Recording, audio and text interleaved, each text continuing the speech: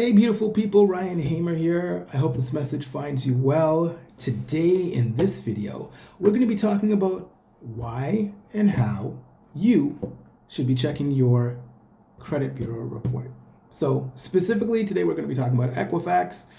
I just have access to a link that allows you to check your credit report for free. So you can check the comments, and I will make sure I put it in the description for you.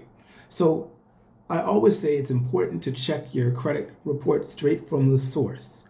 Using Borrowell, Credit Karma, even your bank's access to a specific credit score algorithm that they are affiliated with, whatever credit bureau they're affiliated with, is not as effective and is not as accurate as actually checking the credit bureau itself. And I've always stated that Equifax is like the Bell Canada or Rogers of the credit world, or they're the top dog.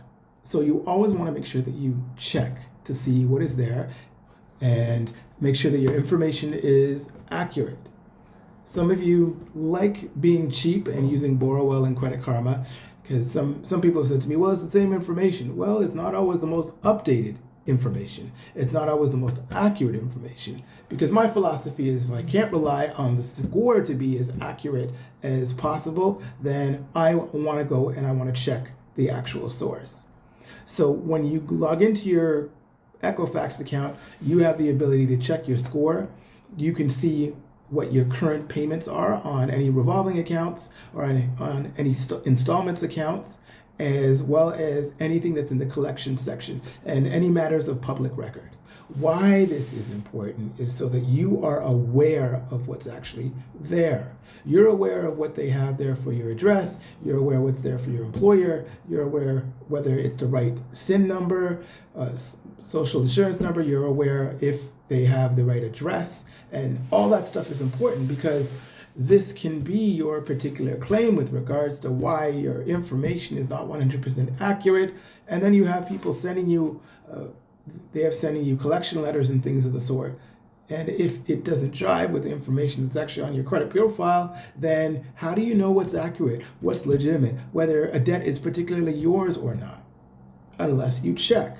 So it's always very important to check your credit bureau report. And people ask me, how often should I check it? Well, you should check it at the very least once a month. Now, I don't want you getting all caught up in a situation in which you're checking it every day, hitting refresh. No, you don't have to do that. A credit report will change in fluctuations with your profile. Fluctuation in your profile, because credit scores, and a lot of people get these two things confused. Should I be worrying about my credit profile or should I be worrying about my score? The simple answer is both, but all scores are not created equal. So your Borrowell score, your Credit Karma score, as you log into your CIBC account or your BMO account, and they may have access to credit bureau checking technologies, that score is not exactly 100% accurate because they have access to an algorithm that's integrated into their system that generates a score based on what's available to them. When you log into your Equifax account, that is the score that you can sort of hold as gospel, if you will, but know that other credit granting institutions, they go by your profile, they also go by your score, but they also have their own internal features and their own internal algorithm, and they have their own internal ways and calculations of doing things which deem your credit worthiness, which deem you credit worthy or not. So don't always 100% rely on those three numbers, that score. It's important, but it's also non-essential if you don't take care of your profile. And when I talk about your profile, I'm talking about your revolving accounts and the things, your installment accounts, and whatever it is that you're paying on a monthly basis. Are you paying it on time? Are you keeping your payments up to date? What kind of balance do you have with regards to your credit card mix? Do you even have a certain credit mix? Do you have installment loans? Do you have credit cards? Do you have a mortgage? Do you have a car payment? These sorts of things come into play, and they're important because they like to see, oh, well, he has a credit card. He or she has 3 credit cards or 4 credit cards. And it does matter the balance on them. So you have one card that's 10,000, another card that's 5,000, another card that's 1,000, another card that's 500. They add all these up, and it depends on your usage of these 4 cards. So say your $500 card, you have it up to the limit of $499, but you have the others paid down and paid off. The problem is your smallest credit card has the highest limit, and you are almost over leveraged on that card. So the credit mix, when they do the average of those amounts of credit, you're going to see that it's not going to work out for you well. So yes, you need to make sure that you are using your credit cards effectively and reasonably, and making sure that there isn't a limit. You're not using it over the limit on one card and not the others, thinking, oh, well, I got a $10,000 card, I gotta keep that one. I gotta keep that one in good standing. No, it's the lowest ones really you gotta worry about, because they're so easy to run up.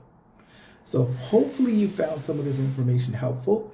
When I first started this video, I said that there is access to check your credit report for free.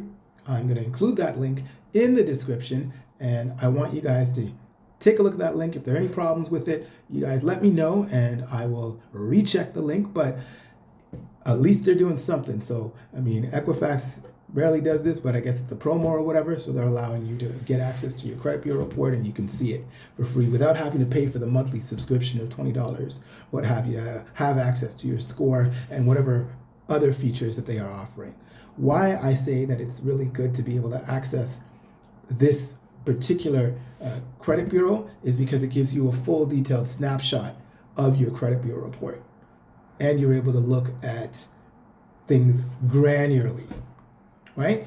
Hopefully, again, as I said, hopefully you found this video useful. Any questions, any concerns, please feel free to drop a comment in the comment section, as well as like, share, and subscribe. And I look forward to catching up with you in the next video.